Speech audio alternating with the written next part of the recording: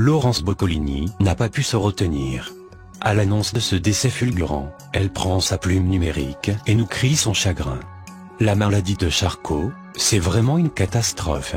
En effet, pour les proches des victimes de cette pathologie, on doit accepter que l'état se dégrade de minute en minute. D'ailleurs, de nombreuses associations ont mis en lumière ce phénomène. Il y a quelques années, le Facebook Challenge avait fait le tour des réseaux sociaux. Le principe était simple, se verser un seau d'eau glacée sur la tête afin de se représenter un chouïa des conséquences de la sclérose latérale amyotrophique et de récolter des fonds pour la recherche. Même si l'opération médiatique a été un succès, la douleur de l'entourage ne faiblit jamais. Et pour cause, le décès de ce proche de Laurence Boccolini affole la toile. Dans les années 80, Jean-Yves Lafesse a été sacré roi du canular. 3 décennies plus tard, et malgré son envol en direction des étoiles, il est toujours sur son trône et rien ne semble pouvoir diminuer sa réputation.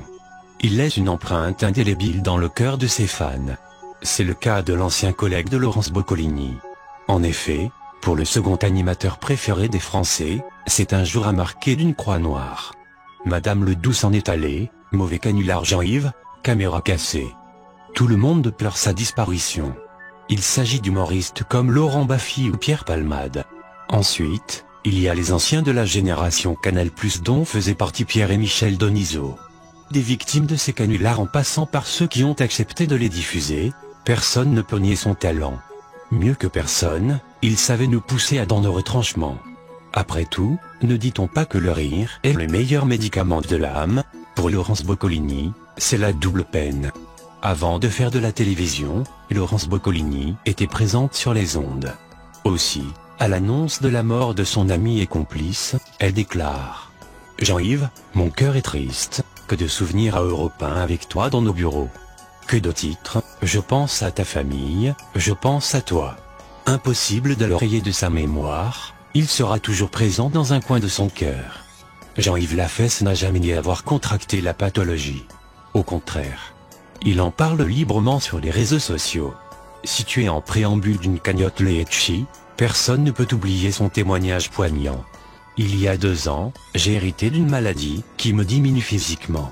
Résultat des courses, des célébrités comme Laurence Boccolini ou des anonymes ont relayé le message.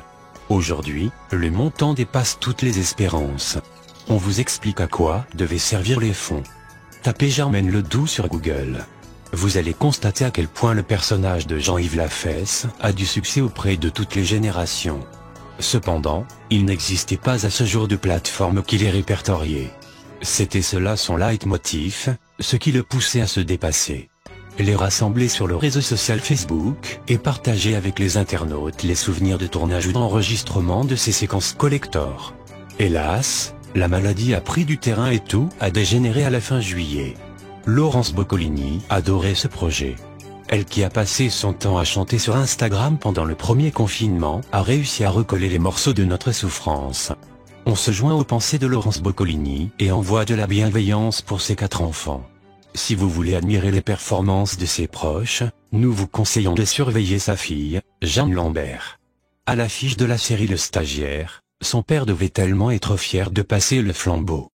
Heureusement que Michel Bernier et Ariel Elma sont là pour la soutenir dans cette terrible épreuve.